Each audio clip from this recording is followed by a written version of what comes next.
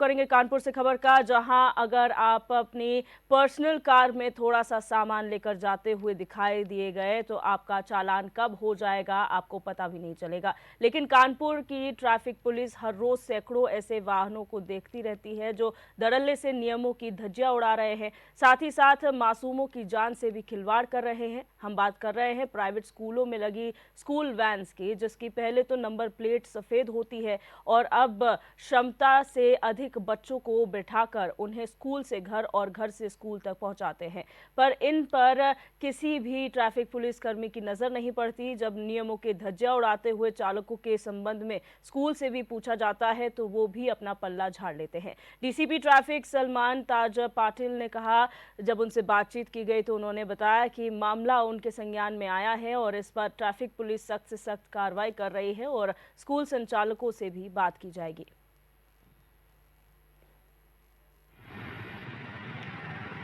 ये हमारे संज्ञान में आपके अभी एक एप्लीकेशन मिला है और एक वीडियो भी प्राप्त हुआ है। इस पर हमने तत्काल संज्ञान में लेकर के हमारे टीआईस को अवगत कराया है कि जितने भी स्कूल वैन हैं पहले तो स्कूल के संचालकों से मीटिंग करके उनको अवगत करा दे कि उनकी जो प्राइवेट वैन्स है उसमें मोटर वाहन नियमों के अनुसार ही उनका रनिंग करे और जो अगर पीली प्लेट और पीली पट्टी की आवश्यकता उसमें नहीं पाई गई है तो उसको वो पूर्ण कर ले।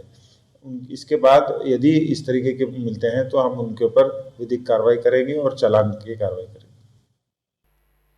और कानपुर से हमारे संवाददाता उपेंद्र आस्थाना हमारे साथ लाइव जुड़ चुके हैं। उपेंद्र, जानकारी चाहेंगे, ऐसे कितने स्कूली वाहन हैं जो धड़ल्ले से नियमों की अनदेखी कर रहे हैं और क्या वजह है कि रोजाना इस तरीके से जो वाहन धड़ल्ले से सड़कों पर चल रहे हैं ट्रैफिक पुलिस कोई कार्रवाई नहीं कर रही है?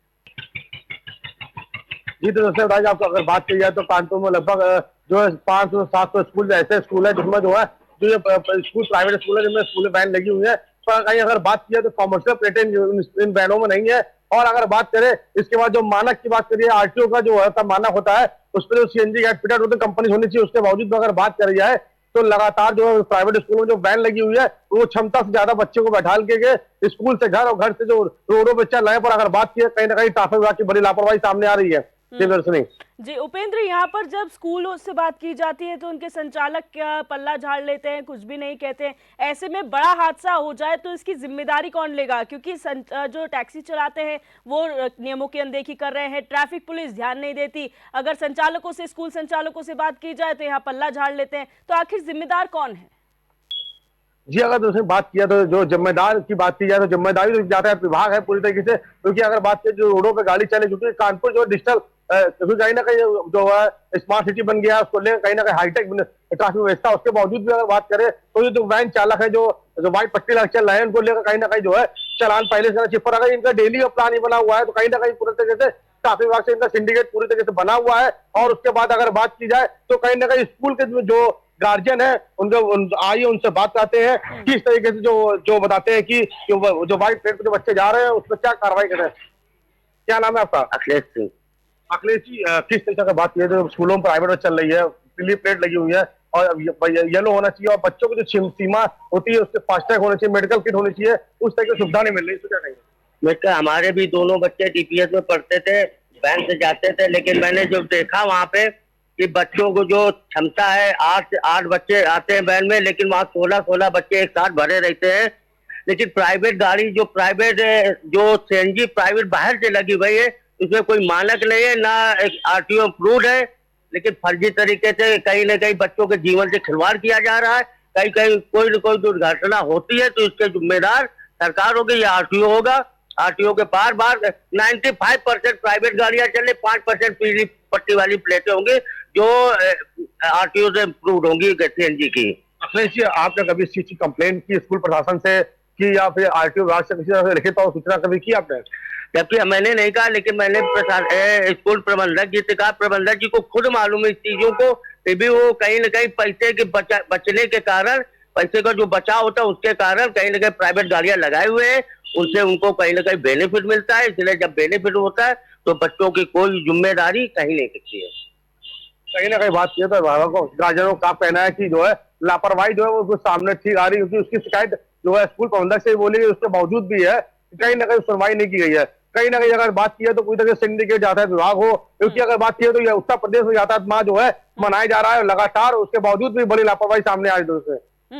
यहाँ पर जिससे पेरेंट्स जो जिनसे आपने बात करी वो कह रहे हैं कि 95% ऐसी वाहन हैं जो धड़ल्ले से प्राइवेट वाहन चलाए जा रहे हैं, 5% ऐसे होंगे जिसमें कॉमर्शियल प्लेट्स यानी कि पीली प्लेट्स लगी होंगी।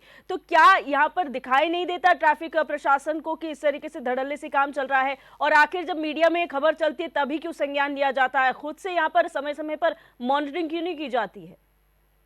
जी, तो उसने आपको पूरी बात की है तो जैसे डीसीपी साउथ डीसीपी आता है जो है ट्रैफिक सलमान दास पाटिल है, उन्होंने देखा स्टेटमेंट दिया, चैनल न्यूज के माध्यम से दिया है कि कार्रवाई की जाएगी, पर अगर ये केवल खाना पूर्ति के लिए जो है लगातार जो है, क्योंकि अगर बात करें यातायात माह होने के बावजूद भी इसके बाद भी बड़ी लापरवाही सामने आ रही है। क्योंकि अगर बात करी जाए कोई अगर घटना इससे पहले कई घटनाएं हो चुकी जिससे बच्चों का एक्सीडेंट हुआ, बच्चों को चोटें भी आई गाड़ी की, और उसके बाद लगातार जो सीएनजी का मानक जो है बनी होनी चाहिए, पर कहीं ना कहीं जो है बड़ी लापरवाही स्कूल प्रबंधक के अलावा जो है यातायात जो विभाग है पूरी जिम्मेदार है वो।